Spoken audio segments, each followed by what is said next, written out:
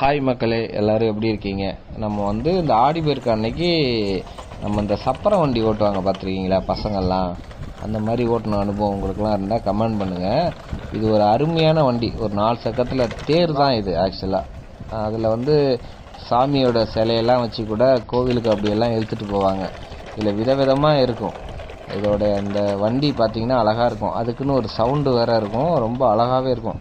கிராமத்தில் இதை ரொம்பவும் சூப்பராக பசங்கள்லாம் பண்ணுவாங்க. இப்போ நீங்கள் பார்க்குறதும் அதே மாதிரி ஒரு பதிவு தான். அது ரொம்ப அருமையாக இருக்கும் இந்த சப்பரம் வண்டி.